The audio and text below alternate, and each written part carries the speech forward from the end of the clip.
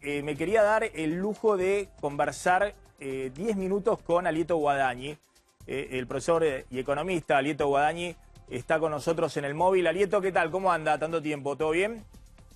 Un cordial saludo, Bueno, gracias, igualmente. Bueno, Alieto Guadagni se ha dedicado en los últimos años a hacer distintos tipos de estudios e investigaciones sobre qué está pasando con la educación en la Argentina. Y a mí me interesa la visión que tiene Alieto, escúchenlo con atención, porque se despoja un poquito de las visiones dogmáticas. Y en sus argumentos hay claroscuro, digamos. Es decir, hay algunas cosas que rescata de lo que está pasando en la educación argentina y cosas que plantea que son una catástrofe y que claramente hay que cambiarlo. Sobre todo comparando con países que tampoco responden a dogmas ideológicos. Hay países liberales, con gobiernos liberales que han invertido bien en educación y otros que han invertido mal. Y hay países con gobierno de izquierda que han invertido muy bien en educación y hay otros que han invertido mal. A ver, Alieto, hoy hizo mucho ruido una investigación que usted publicó que plantea este título. En la Argentina desde el 2003 hay más docentes, mal pagos y menos alumnos en las escuelas públicas. ¿Podría explicárnoslo? Correcto, usted identificó bien los tres problemas. Comencemos por el final. Los salarios de los docentes argentinos son de los más bajos, no cuando se compara con Austria o con Luxemburgo, sino cuando se compara. Los salarios en Chile son 60% mayores, los de Costa Rica son 55% mayores y los de México son 39% mayores. Entonces, el primer punto, que los salarios son bajos en la Argentina. El segundo punto es que Argentina aumentó sustancialmente el gasto público orientado a la educación en cumplimiento de la ley sancionada durante el gobierno anterior de Kirchner. Y llegó, moneda más, moneda menos, llegó a gastar en educación el 6 puntos del PBI. Entonces, ¿cómo se puede explicar esto? Que tenemos salarios bajos y hemos aumentado el gasto. Y acá ha ocurrido algo bastante preocupante. Cada vez hay más chicos en las escuelas primarias públicas, estatales. Hay 236.000 menos alumnos que en el 2003 y cada vez hay más cargos docentes. Aumentaron 46.000 los cargos docentes en este periodo. Entonces, para aclarar bien lo que estoy diciendo, en la Argentina hay, en el sector público, un cargo docente cada 12 alumnos. En otros países de América Latina y de Europa hay 20, 22, 23. En síntesis, el presupuesto de la educación es robusto, los salarios son bajos y la cantidad de cargos por alumno es muy baja. A ver, Alieto, ¿cómo se explica eso? Claramente las comparaciones que está haciendo Alieto Guadagni, es economista, tiene mucha experiencia, está hablando en términos reales, digamos, de poder adquisitivo. Dice, en Argentina los sueldos de los docentes son mucho más bajos que en Chile o que en otros países de la región en términos del poder adquisitivo, lo que compran esos salarios. Ahora, ¿cómo se explica esta situación, este panorama que está describiendo? ¿Hay menos alumnos de los que debiera haber en la escuela pública argentina? ¿Por qué ha ocurrido esa fuga hacia la escuela privada? ¿Y por qué hay más docentes? ¿Quiénes nombran a esos docentes y en qué cargos? Bueno, esto es un tema estrictamente provincial. Las provincias optaron, en mayor o menor medida en los últimos años, por expandir el gasto público sin mejorar los salarios de los docentes, aumentando la cantidad de cargos. Entonces usted tiene provincias, por ejemplo, Santiago del Estero, hoy tiene 7% menos alumnos en las escuelas primarias estatales que en el 2003. Sin embargo, el plantel de cargos, lo cual no quiere decir necesariamente maestros en el aula, el plantel de cargos subió 46%. Lo mismo ocurre en La Rioja y lo mismo ocurre en otras provincias. Lo notable es que la provincia donde hay más alumnos por cargo docente, es nada más y nada menos que la provincia de Buenos Aires. En la provincia de Buenos Aires hay un cargo docente cada 16 alumnos. Y hay en La Rioja hay un cargo docente cada 9 alumnos. Y en Catamarca hay un cargo docente cada 6 alumnos. Como usted ve, no se puede generalizar. Hay mucha diferencia entre las provincias. Porque no hay que olvidarse que la escuela primaria y la secundaria son responsabilidad directa de los gobiernos provinciales. Y no todos han encarado esta cuestión de la misma manera. Alieto, igualmente esta fuga de los alumnos de la escuela pública a la escuela primaria en los últimos 20 años se ha dado también a la provincia de Buenos Aires, se ha dado prácticamente en las escuelas de todo el país. ¿Eso a qué lo atribuye? No hay, uno puede hacer hipótesis. Una buena hipótesis explicativa es: si usted vive en el Gran Buenos Aires y es una persona muy humilde, usted es peón de la construcción, su esposa es trabajadora doméstica y tienen 4 hijos, y la escuela pública que está en la esquina de su casa está cerrada, ¿qué es lo que hace? No tiene dónde dejar los pibes. Usted es una persona pobre, tiene que salir a trabajar a las 6 de la mañana. Va a la escuela parroquial o a la escuela evangélica o a la escuela comunitaria. Entonces lo que usted está viendo es un fenómeno inédito en la Argentina. Desde el año 2003 cae la matrícula escolar primaria estatal y sube aceleradamente la matrícula primaria privada. Bueno, y a mi juicio la explicación es el cumplimiento del calendario escolar. Puede que no sea la única, pero es elemental, porque la mayoría de la gente lo que puede ver es algo muy simple. No es fácil decir si la escuela es buena o es mala, si la enseñanza está bien o está mal, pero lo que sí que es claro para cualquiera: está abierta o está cerrada. Y si usted tiene un promedio de interrupción de las clases que puede superar los 20 días en el año, de hecho, convierte al niño argentino en el niño que ha tenido menos horas de clase en toda su vida. Y yo repito siempre una cifra que es demoledora: un chico chileno que está en 4º grado ya tuvo más horas de clase que un chico argentino que terminó la escuela primaria.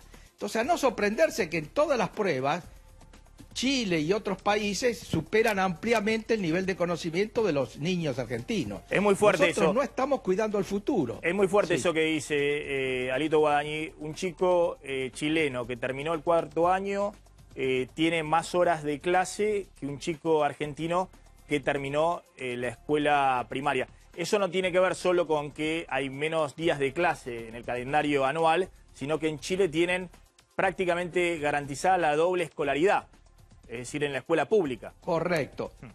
Mire, lo de Chile es un ejemplo político, porque la doble escolaridad, que claramente es un esfuerzo fiscal muy grande, fue una decisión de la izquierda junto con la democracia cristiana, la famosa concertación, pero ese pacto para llegar a la totalidad de cobertura fue suscripto por la derecha, por los liberales y conservadores.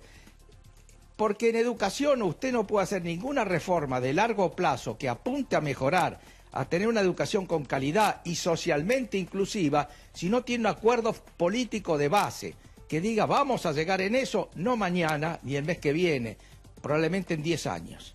Le hago una última, Alieto. Los docentes dicen, nos plantean que no se cumple lo que dice la ley, 180 días de clase en el calendario escolar.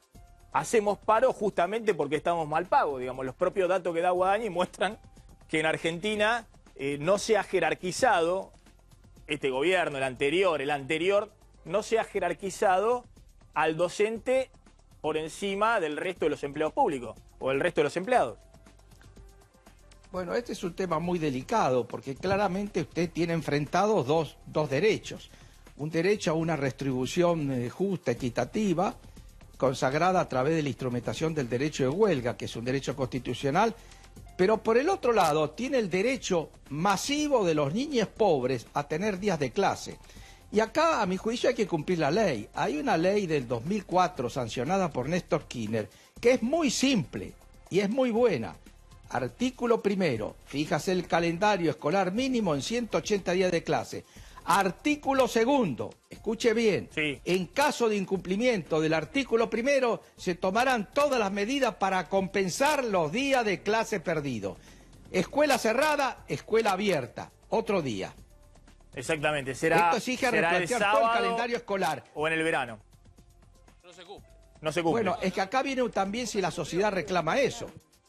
Fíjese que en Mendoza, hace tres meses, el gobernador quiso adelantar el ciclo escolar y en 48 horas le juntaron 40.000 firmas, sobre todo de padres de chicos que van a escuelas privadas, porque tenían los pasajes para ir a Punta del Este o al otro lado. no es una sociedad que tampoco demanda fuertemente una mejor educación. Es fuerte lo que está diciendo Guadañi, porque claramente yo no sabía que estaba así dicho en la ley del 2004 de Néstor Kirchner, que si no cumplís el calendario de 180 días de clase, la ley dispone que vos podés extender el calendario escolar en el verano o los fines de semana y demás. Claro, los primeros que protestan, en vez de presionar... Perdón. Sí. Perdón, no dice podrán, dice deberán. Deberán. Es un mandato de los gobiernos provinciales que nunca lo cumplen. Bueno, los que tienen que presionar son los padres. Son para que eso incapaces de ocurra. cumplirlo. Pero la gente al revés protesta, digamos, si el chico tiene que ir un mes más en el verano o en diciembre, los padres protestan. En vez de hacer cumplir una obligación, un derecho que tienen los alumnos, vamos en contra de ello. Una última pregunta le hace Graciela Romer, que está muy interesada acá con lo que está planteando Alieto Guadañi, este paréntesis que nos tomamos para hablar de un tema de fondo y salir de esta coyuntura de siempre, si se dispara o no se dispara el dólar y qué pasa con la inflación el mes que viene. Hola, Alieto, ¿qué tal? Sí, Graciela. Buenas tardes, el gusto de hablar contigo. Gracias, igualmente. Hay un tema que está en debate y nunca se termina de resolver. Hay una inversión y hubo una inversión importante, digamos, en el presupuesto nacional sobre el tema educativo. Y al mismo tiempo, una erogación realmente también muy importante. El gasto público, que es básicamente salarial, es muy importante.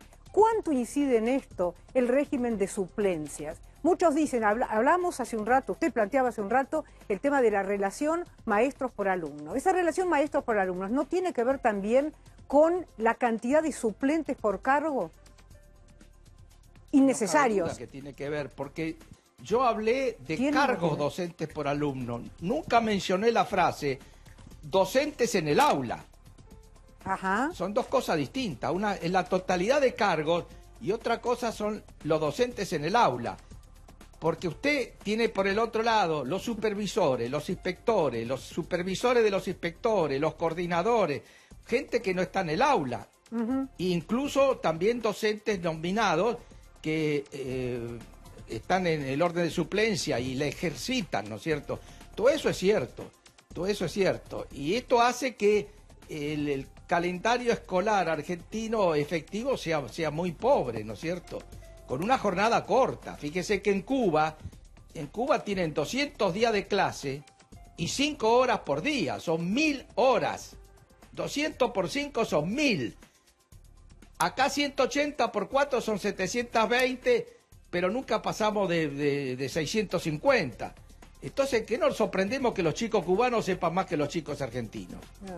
Alieto Guadañi, le agradezco. A mí me gusta estos planteos que hace Alieto, porque hasta hace 10 minutos lo que lo escuchaban estaban todos los gremios protestando. Miren, Guadañi lo que quiere es plantear que no haya paro, deshacer los gremios docentes en la Argentina y demás. Y ahora cita Cuba y da vuelta a la milanesa y ahora me imagino que deben estar del otro lado diciendo, viste que Alieto... ¿Le puedo hacer un último comentario? Alieto Guadañi era comunista después de todo. ¿Le puedo hacer un último comentario?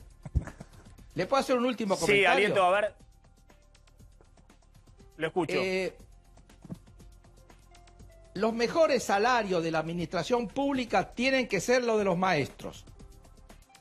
Segundo, esto exige que para ser maestro hay que tener el nivel de preparación universitaria más alto.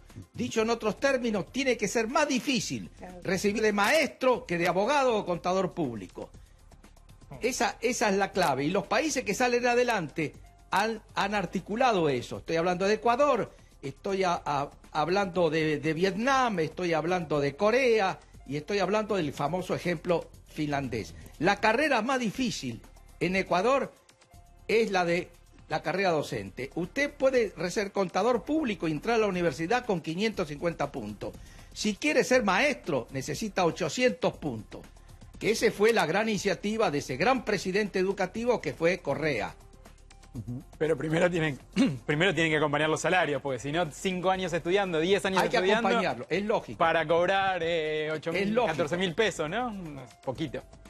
Es lógico, eso exige un gran acuerdo político, porque usted no va a llevar los niveles salariales a los niveles requeridos en 24 horas. Eso sería demagogia pura.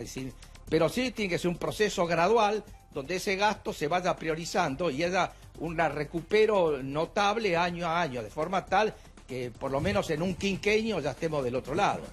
Alieto, gracias, muy amable. Me interesa sobre todo escucharlo a Alieto porque fundamenta con números, se ha especializado en el tema de educación, antes estuvo con el tema de la energía, ha sido secretario de Energía en los 90, pero cambia un poco la bocha y el enfoque, digamos. Fíjate que te cita, no sé, el caso de Ecuador, yo no sabía el caso educativo de Ecuador, pero es un gobierno muy criticado, el de Correa, desde el punto de vista económico y lo que ha pasado con la economía, o distintos casos de corrupción y demás, y Alieto Guadañi, miren, en educación hicieron bien las cosas.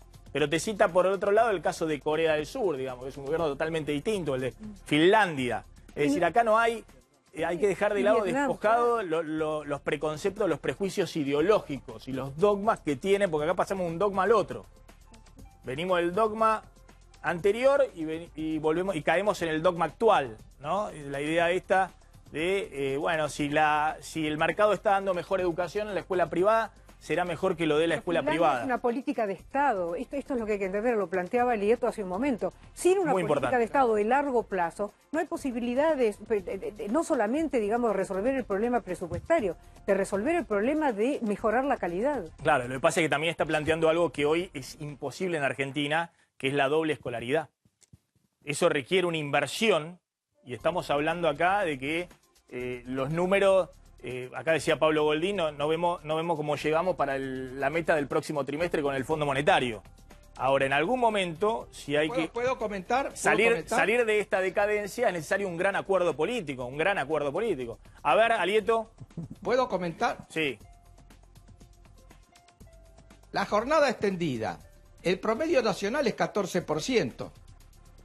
Santa Fe está en 8%. Y Córdoba está en 48%. ¿Me puede explicar por qué Córdoba avanzó tanto en la jornada extendida y Santa Fe no avanzó? Bueno, claro. ¿Tienen ni distinto nivel económico? Es decir, acá hay un problema de coordinar también entre las provincias, de cuál es el plan de cada una de las provincias. Así es. Guadañi, gracias, ahí con fundamento, con información.